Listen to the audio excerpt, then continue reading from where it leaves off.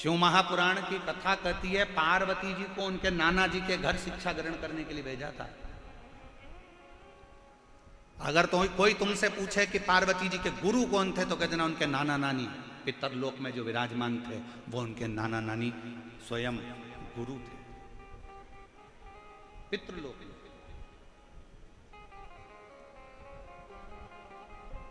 4 वर्ष की पार्वती जी को भेज दिया नाना नानी के घर में।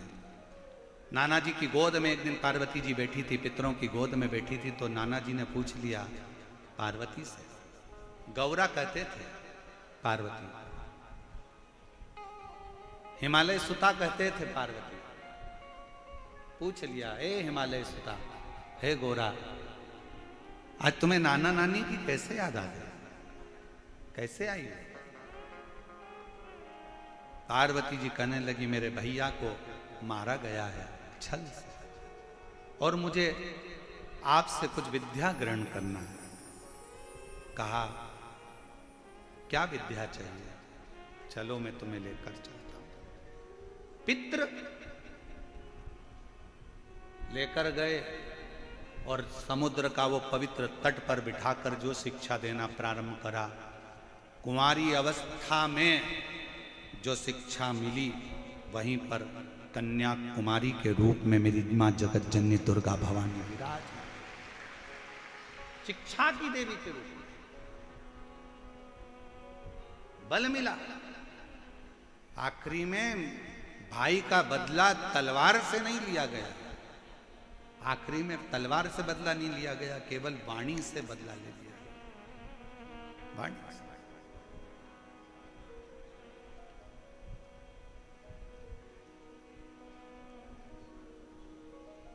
एक नाना नानी क्या देंगे बच्चों को?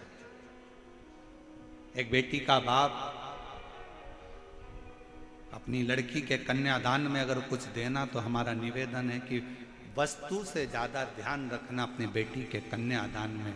ओ मेरी जीजियों, जयपुर की मेरी माताओं, जयपुर की मेरी जीजियों, मेरे जीजाओं, मेरी बेटियों, बेटाओं, मेरी माताओं, मेरा निवेदन है अपनी बेटी के कन्यादान में कुछ देना, कहीं मत देना, ये आपकी मर्जी है।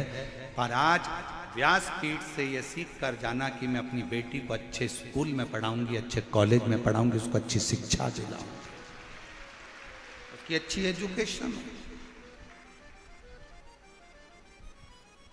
चंचुला देवी ने पूछा कि मेरा परम धन, एक स्त्री का परम धन कौन सा? का शिक्षा, संस्कार, श्रेष्ठ संस्कार।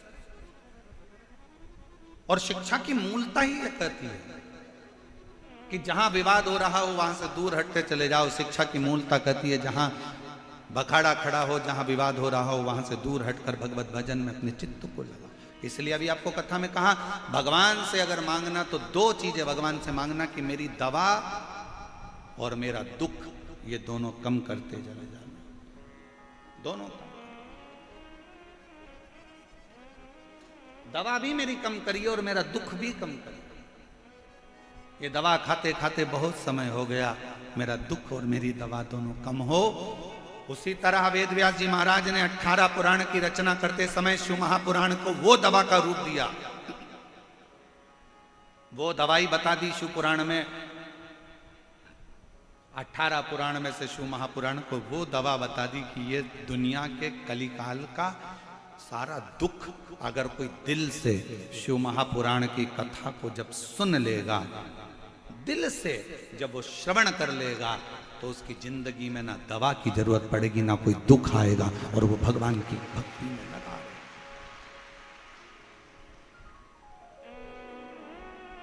जरूरत।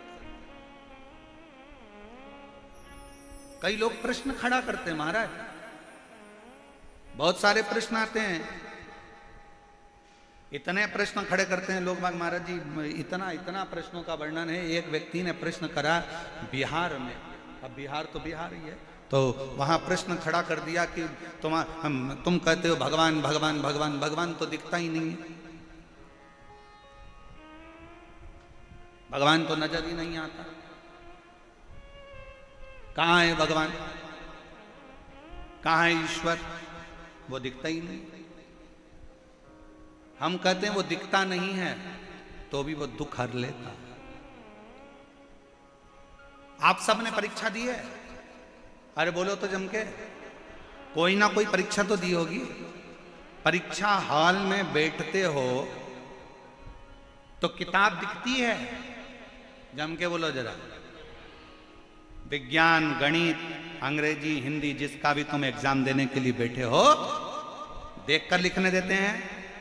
जम के बोलो जरा। नहीं। सामने किताब होती है? नहीं। 20 क्वेश्चन होता है? नहीं। सामने कोई बुक होती है? नहीं।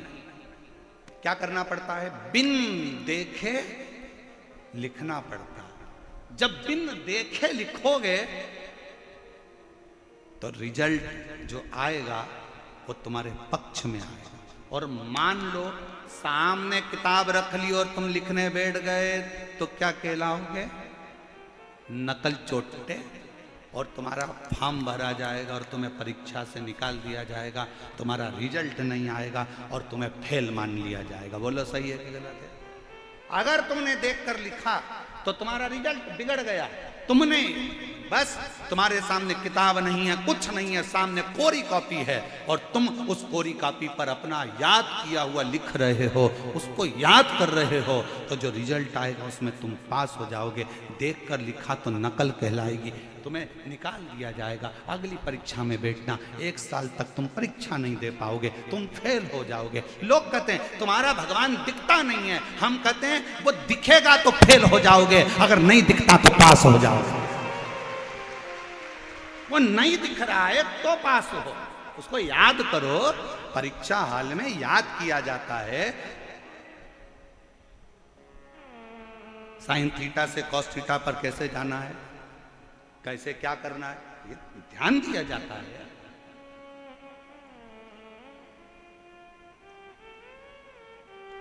किस तरह से अध्ययन करना है ये उसके स्मरण में लिया जाता है। उसको उसके सामने बुक नहीं होती, उसको याद करो। याद कर कर फिर लिखोगे कॉपी में तो रिजल्ट भी अच्छा आएगा। और तुम उसको याद तो करो, वो सामने हो तो कहां कहां।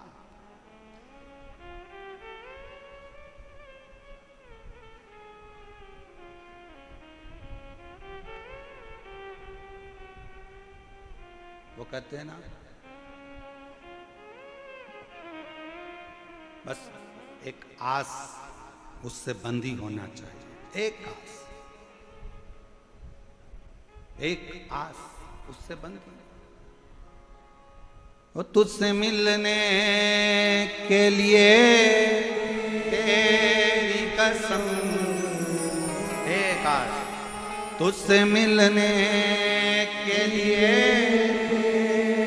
कसम, एक मुलाकात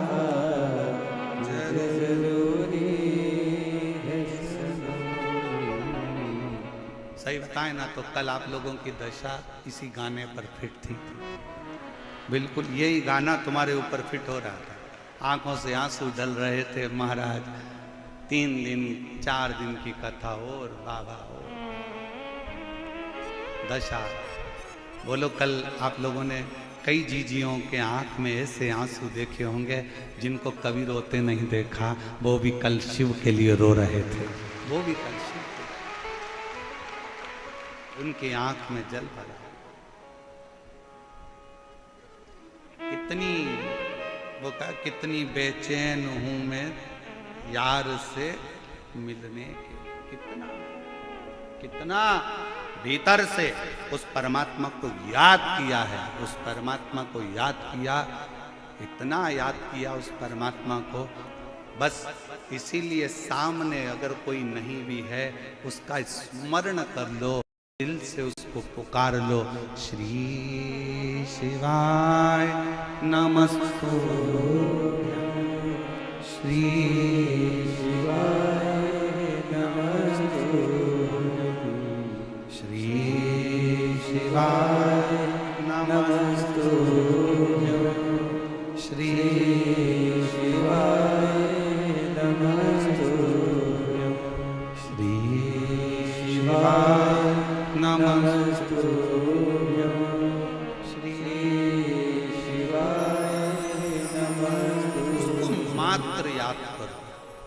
मात्र शिव महापुराण का एक चरित्र बड़ा सुंदर है।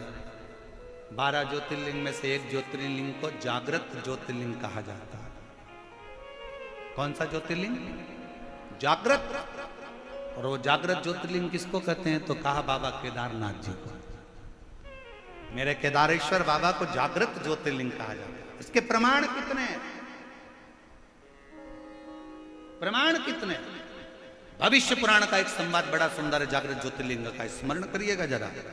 भविष्य पुराण में वर्णन किया गया, बड़ा सुंदर व्याख्यान कहा गया। एक शिव का कोई भगत पैदल अपने गांव से चलकर बाबा केदार का दर्शन करने गया। बाबा चला अपने गांव से, शंभो शंभो शंभो शिव शंकर बम बम बोले, हर हर महादेव बोलता बोलता चला।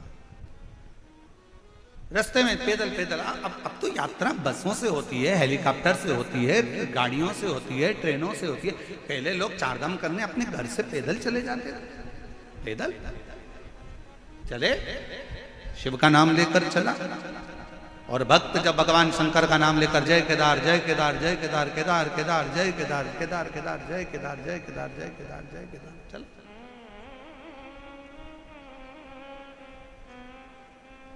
भविष्य पुराण का संवाद कहता है जब वो रास्ते में चलता चलता थक गया, बीमार पड़ गया, शरीर बेकार सा हो गया, बेकार सा। चलते चलते बहुत सा दवाइयों की जरूरत पड़ने लगी, औषधि ली, फिर बढ़ा, फिर औषधि ली, फिर केदारनाथ पहुंचा।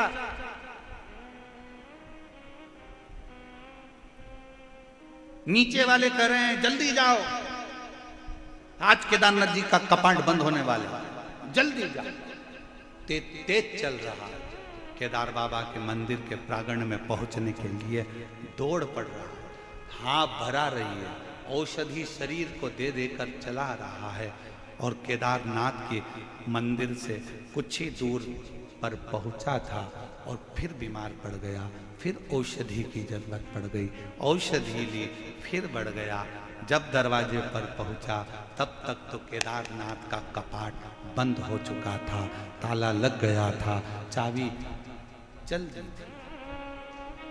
डोली, पंचमुखी डोली बाबा की निकल कर चल गई। पूछा भैया मुझे केदार बाबा का दर्शन करना है, बहुत दिनों से पैदल चलकर आया, मुझे केदार बाबा का दर्शन करा दो भैया। औषधि ले लेकर चला हूं, पैदल चलता चलता अपने गांव से यहाँ आया हूं, मेरे पास वाहन का पैसा भी नहीं था भैया, मैं पैदल आया हूं, कपड़े भी इतने नहीं है भैया, मुझे ठंड भी बहुत लग रही है, मुझे केदार का दर्शन करा दो। कोई नहीं सुनते, सब पालकी लेकर निकल गए। सब आर्मी के मैनों ने, लोगों ने, पुलिसकर्मियों ने, सब ने कहा कि अब ये जगह खाली कर दो। केदारनाथ पूरा खाली, पूरा खाली था। चल दिया भैया। अब ये पट कब खुलेंगे? 6 महीने लगेंगे, 6 महीने के बाद ये पट खोलेगा। 6 महीने। चलता चलता थोड़ी दूर पर एक घाटी के पास में बैठकर रोने लगा, हे मेरे केदारनाथ बाबा विश्वनाथ भोलेनाथ,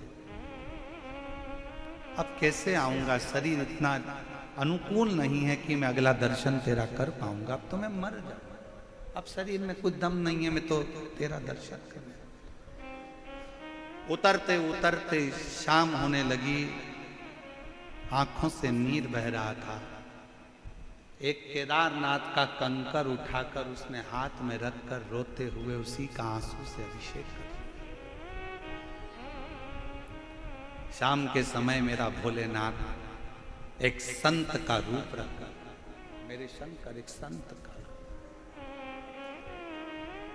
एक शिव का रूप रखकर, और शंकर भगवान शिव संत का रूप रखकर आकर बोले, बाबा क्या बात है, क्यों रो रहे हो? केदारनाथ जी का दर्शन करने आया था, मेरा केदार तो पट बंद हो गया, 6 महीने बाद खुलेगा, मैं बीच में बीमार बहुत पड़ गया तो चढ़ने में नहीं आ पाया, पट बंद हो गया, 6 महीने लगेंगे, अब तो बंद हो गया। भगवान कहते हैं चिंता मत करो, तुम एक काम करो, दवाई ले लो, औषधि ले लो, भोजन करो, मेरे आश्रम में आराम से सो। ये मेरा आश्रम है बाजू में, चलो। हाथ पकड़ा भोलेनाथ जी ने और ले गए आश्रम में बिठा दिया, चल बैठ, भरपेट भोजन कर। भरपेट भोजन कराया, औषधि खिलाई, चलो सो जाओ, मैं तुम्हें कल दर्शन कराऊंगा। ये मेरा वचन है कि कल तुझे दर्शन होंगे, मेरा वचन। कपाट खुलेंगे, हाँ कपाट खुल के दर्शन करूंगा। ताला खुलेगा, हाँ ताला खोल के दर्शन कराऊंगा, चल सो। वो शंकर का भक्त, केदारेश्वर का भक्त सो गया भोजन कर कर। शिव जी ने पार्वती जी को कहा इसको पंखा दे, पंख, कामल ओढ़ा, कामल ओढ़ा। शंकर भगवान ने दूसरे दिन फिर आवाज लगाई, ए चल, मैं तुझे दर्शन कराता। जो लेकर गए, कपाट खुला था, मंदिर के अंदर ले जाकर बाबा ने खड़ा कर दिया, दर्शन कर। केदारेश्वर, केदारेश्वर की आंखों से जल बहने लगा। पंडित जी तो बोल रहे थे कि 6 महीने बाद कपाट खुलेगा, तुमने तो मुझे दूसरे दिन ही दर्शन करा दिया। शंकर भगवान तो कुछ नहीं बोले। एक साध्वी के रूप में एक सन्यासन कहती है, जिस दिन तू सोया था और जिस दिन तू उठा है, सोने के 6 महीने की नींद मेरे भोलेनाथ ने तुझे एक दिन में दे दी है। 6 महीने की निंद्रा तुझे एक रात्रि की निंद्रा लग रही है, और 6 महीने की निंद्रा पूर्ण कर कर तू विश्वनाथ मेरे केदारेश्वर बाबा का दर्शन कर रहा है।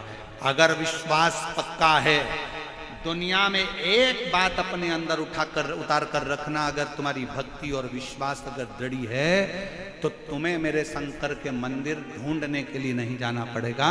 शंकर तुम्हें ढूंढते ढूंढते तुम्हारे दरवाजे पर आए, शिव आए। और मेरे भोले तेरा सहारा है,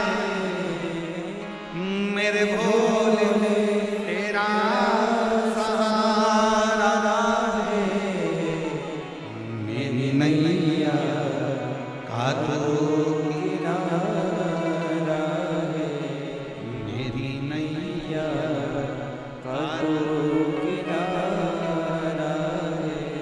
मेरे बाबा तुझे पुकारा है, मेरे बाबा तुझे पुकारा है, मेरी नैया का तो किनारा है।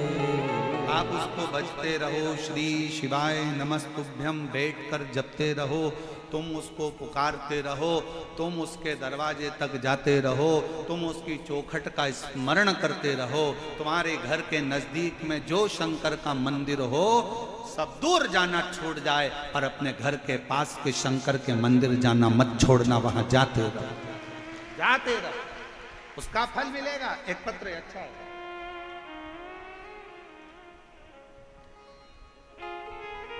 भौरी देवी पत्नी श्री राधेश्याम टेलर, नाम्बा सिटी, जिला डीडवाना। मेरा मोबाइल नंबर ये है, कहीं बैठी हो हाथ हिला सकती हैं, और अगर बैठी हो तो बेलपत्र लेने के लिए आ सकती हैं। भौरी देवी पत्नी श्री राधेश्याम टेलर, नाम्बा सिटी, जिला डीडवाना, मेरा मोबाइल नंबर ये है। मैं व्यासपीठ पर विराजमान भगवान शिव को नमन करते हुए प्रणाम करती हूँ। पंडाल में बैठकर शिव महापुराण की कथा सुनने का क्या फल है, शिव जी के मंदिर में झाड़ू और पोछा लगाने का क्या फल है, शंकर को 1 लोटा जल चढ़ाने का क्या फल है, बताना चाहता हूं। मेरा बेटा मुकेश कई सालों से सरकारी नौकरी के लिए प्रयास कर रहा था, संयोगवश सफलता हाथ नहीं लगी तो वह हताश हो गया। हताश होकर बोला, मम्मी अब मैं एग्जाम नहीं दूंगा। मैंने अपने बेटे से कहा कि वो टीवी पर महाराज आता है प्रदीप मिश्रा, वो अपनी कथा में कहता है कि संघर्ष का जीवन है, इसमें हारना नहीं है, परिश्रम पूर्ण करो, शिक्षा पूरी करो, खूब मेहनत करो, 4 गुना पढ़ाई करो, आखिरी में शिव जी के मंदिर में 1 लोटा जल चढ़ाते रहो, झाड़ू लगाते रहो, पोछा लगाते रहो। मेरे बेटे ने 2023 में एम्स हॉस्पिटल की नियुक्ति के लिए फिर परीक्षा दी और एम्स हॉस्पिटल की नियुक्ति के लिए परीक्षा दी। परीक्षा में बैठने से पूर्व उसने बाबा पर भरोसा करना प्रारंभ करा। आप कहते हो गुरुजी शिव जी की कथा कुछ ना कुछ देती जरूर है। मेरे बेटे ने भी मन में सोच लिया कि अब ये सीहोर वाला महाराज कहता है कि शंकर देगा जरूर। टीवी के सामने कथा सुनता, बाबा पर भरोसा करता, मंदिर जाकर झाड़ू पोछा करता, पशुपतिनाथ का व्रत करा। शायद कोई ऐसा लड़का होगा गुरुदेव। शिव जी की कृपा किसको कहते हैं? दुनिया के लोगों को एक जगह नौकरी मिलती है, मेरे बेटे ने एक फॉर्म भरा और 9 एम्स हॉस्पिटल से नौकरी का अप्लाई आया। महाराज जी 1 नहीं, 2 नहीं, 3 नहीं, 4 नहीं, 5 नहीं, 6 नहीं, 7 नहीं, 8 नहीं। आप लोग एलईडी पर पत्र पढ़ सकते हो। 8 नहीं अर्थात 9 एम्स अलग अलग स्थानों से मेरे बेटे के लिए पत्र आया कि तुम्हारी मर्जी पड़े कि 9 एम्स हॉस्पिटल में से जो ज्वाइन करना है वो तुम ज्वाइन कर सकते। भरोसा किसको कहते हैं? शिव तत्व किसको कहते हैं? शंकर की अर्वंग भक्ति किसको कहते हैं? एक आनंदता किसको कहते हैं? एक अलमस्ती किसको? विश्वास, भरोसा। एक पत्र और अच्छा है।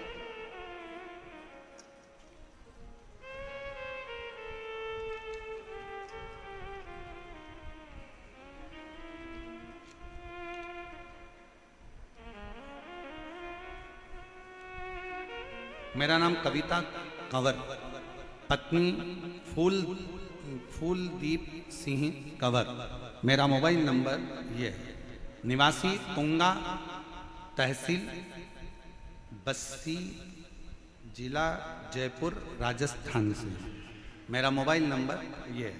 कहीं बैठी हो तो हाथ हिला सकती हैं, एक बेलपत्र लेने आ सकती है। पत्र को एलईडी पर आप लोग पढ़ सकते हैं। मेरा नाम कविता कंवर, पति का नाम फूलदीप सिंह कंवर। मेरा मोबाइल नंबर ये है, तुंगा, तहसील बस्ती, जिला जयपुर, राजस्थान की रहने वाली हूँ। गुरुदेव मेरे चेस्ट में गठान हो गई थी। डॉक्टर को दिखाया तो डॉक्टर ने उस गठान की जांच के अनुकूल बताया कि ये अच्छी नहीं है, इसका ऑपरेशन करा लीजिए और उसके बाद में फिर दवाइयों के अनुसार आप चलते रहे। ये गठान तुम्हारे चेस्ट में ठीक नहीं। मैं घबरा गई। डॉक्टरों ने कह दिया कि इसके ऑपरेशन की बहुत जरूरत है। हम लोग परेशान हो गए और डॉक्टर कह रहा है कि ये गठान ठीक नहीं है, इसका ऑपरेशन शीघ्र से शीघ्र करो। तभी मेरी एक बहन ने कहा तो चिंता मत कर, टीवी पर शिव पुराण की कथा आती है, डॉक्टर से दवाई ले। सीहोर वाला महाराज कहता है कि डॉक्टर भी शंकर का एक रूप होते हैं, वो जैसा बोले वैसा कर। ऑपरेशन की तारीख भी लेकर आ, दवाई भी लेकर आ। डॉक्टर ने ऑपरेशन की तारीख दे दी, दवाई लेकर आ गए और ऑपरेशन की तारीख का इंतजार करते।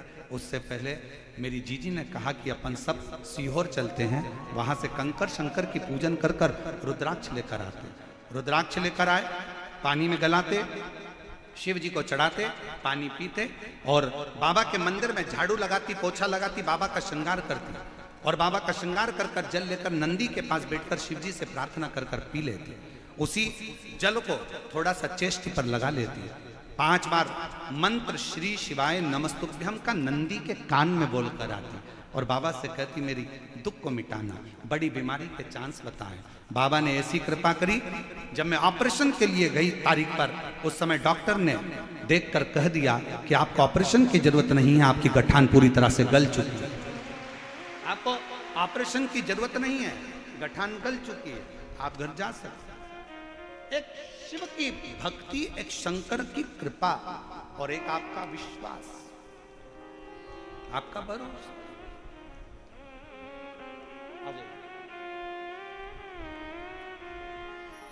और शंभो शरण पड़े मांगो।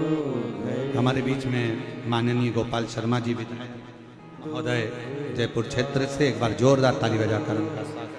दया करी दर्शन शंभु शरण पड़ी मांगू घड़ी रे घड़ी दुख काटो दया करीने दर्शन आपो शंभु शरण पड़ी। आप जितना विश्वास शंकर पर करेंगे शिव आपके सम्मुख में होंगे, उसका भरोसा है, भरोसा। कितना भरोसा भविष्य पुराण कहती है, कितना भरोसा होगा उस शिव भक्त का जिसके लिए स्वयं शंकर भगवान अपना मंदिर छोड़कर बाहर आकर, अपने मंदिर से बाहर निकलकर और स्वयं कहते हैं कि तू आराम कर, विश्राम कर, भोजन कर, सो, कल मैं तुझे दर्शन कराऊंगा। और मेरे शंकर भगवान ने उसकी ऐसी नींद लगाई कि 6 महीने की एक रात्रि कर दी।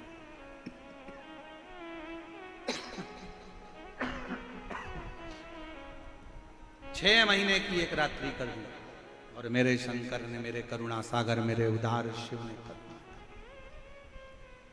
चंचुला देवी जब कथा को सुनने के लिए बैठी है, ईश्वर जी गोरा जी स्वयं यजमान मनकर कथा श्रवण कर रहे हैं और चंचुला के सामने एक प्रश्न फिर आकर खड़ा हो गया।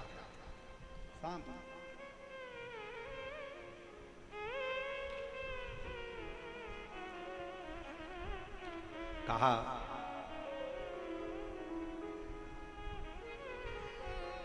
अच्छा, जब जब प्रश्न आता है ना तब तब शिव मुस्कुराते हैं, शंकर मुस्कुराते। शायद आपको मालूम है कि नहीं मालूम, ये पता नहीं, परंतु एक बात हम बताएं ना, जब जब तकलीफ आती है ना, कष्ट आता है ना, दुख आता है ना, परमात्मा उस दुख को देखकर थोड़ा सा आनंद के साथ पार्वती जी से कहते हैं कि थोड़ा सा मुस्कुरा ले। पार्वती कहती है ये रो रहे हैं और तुम कह रहे हो मुस्कुरा ले। इनकी जिंदगी में कष्ट आन पड़ा है और तुम कह रहे हो मुस्कुरा ले।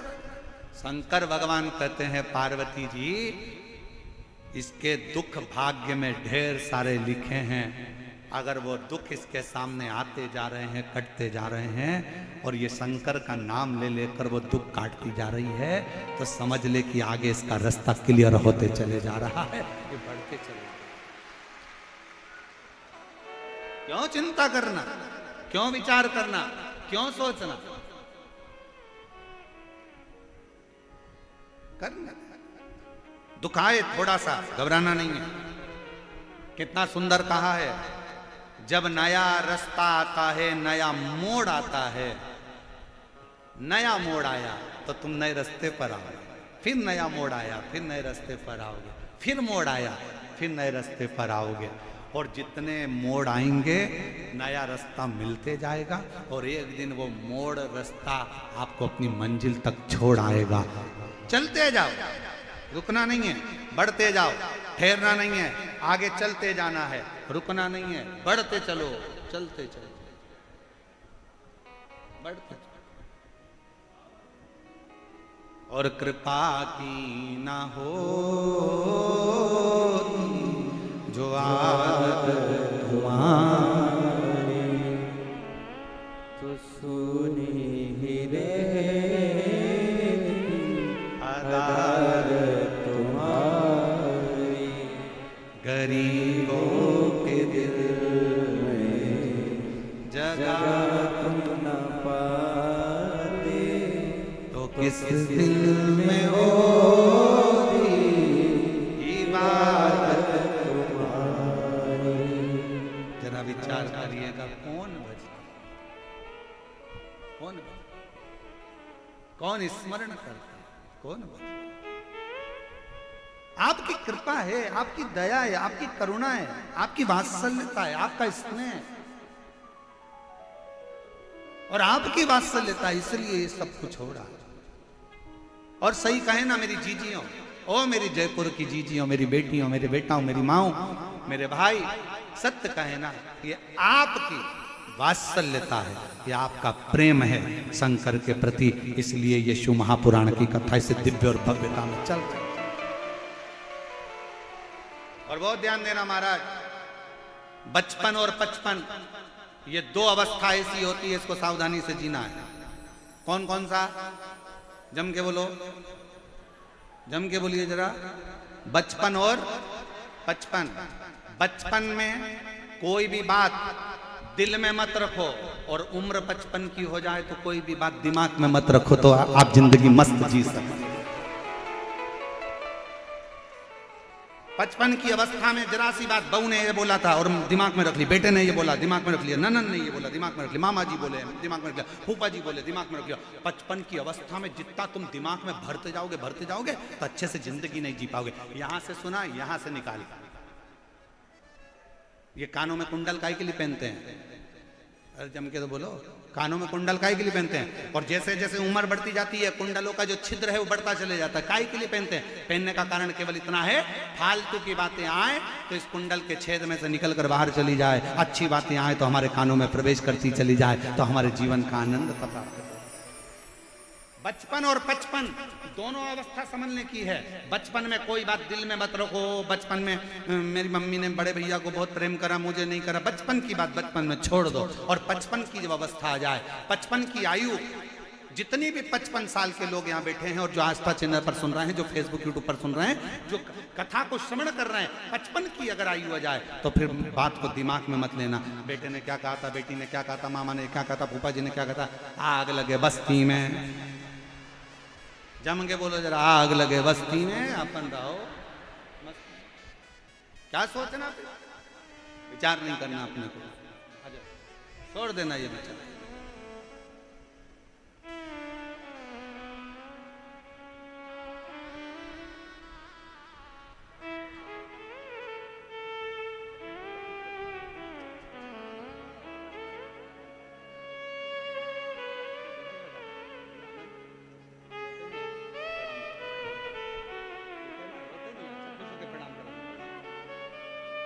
ठीक है ना, गांठ हो गई थी चेस्ट में और बाबा की कृपा से पूर्ण तरह से साफ हुई। ये शिव की कृपा है। एक बार जोरदार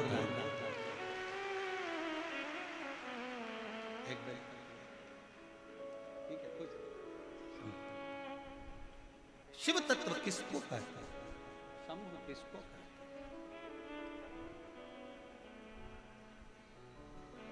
शिव कथा किसको कहते हैं? कुछ दिमाग में नहीं रखना, फालतू बातें कुछ भी दिमाग में आए ना तो छोड़ दे जाओ। फालतू की बातें, बहुत सारी बातें अपनी जिंदगी में आएगी, फालतू फालतू चीजें भी आएंगी, छोड़ते जाओ, अच्छी चीज पकड़ते जाओ। कुछ अच्छा मिले ग्रहण कर लो, कुछ अच्छा प्राप्त हो ग्रहण कर लो, ग्रहण कर लो, धारण कर लो, और बाकी की जितनी चीजें आए उनको छोड़ते जाओ। चंचुला देवी ने कथा श्रवण करते करते ब्रह्मा जी का एक चरित्र है, जिसमें ब्रह्मा जी शंकर भगवान पे शंका कर रहे हैं। शंका याद रखना, बहुत स्मरण अपने अंदर रखिएगा, बहुत ध्यान रखिएगा।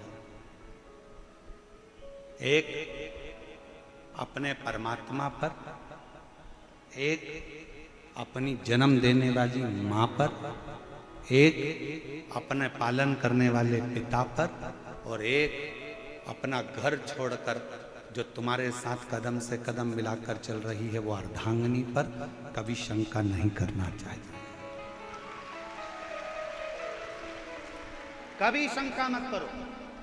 एक अपने इष्ट देव पर, भगवान पर कभी शंका मत करना। कोई तुमसे कहते क्या रखा शंकर जी में, हमारे देवता के पास आओ, कोई कहे हमारे यहाँ आओ, कोई कहे हमारे यहाँ आओ।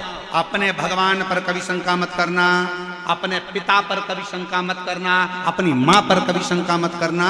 और जो अर्धांगिनी अपना घर छोड़कर तेरे लिए चलकर, तेरे लिए चलकर, अपना घर छोड़कर तेरे पास आई है दुल्हन बनकर, उस पत्नी पर कभी शंका मत करना। शंका हमारे जीवन को नष्ट कर, हमारे जीवन को शंका नष्ट कर। किसी ने कह दिया तेरी पत्नी ऐसी, तुमने शंका करना प्रारंभ कर दिया। दूसरे से मिलते हो तो मुस्कुराकर मिलते हो, और पत्नी से मिलते हो तो दुख मिलाकर, अरे कहाँ फंस गया, कहाँ रोते हुए मिलते, कहाँ। हमने एक बात कथा में कही थी कि दुनिया में 3 चीजें बहुत कठिन है। बोला था कि नहीं बोला था? सुनी थी कथा कि नहीं सुनी? दुनिया में 3 चीजें बहुत कठिन है। पहले नंबर पर हाथी को धक्का मारना, दूसरे नंबर पर मच्छर के पांव में मालिश करना, और तीसरे नंबर पर शादी के बाद पति का मुस्कुराना। ये जिंदगी में सबसे ज्यादा कठिन है, बहुत कठिन।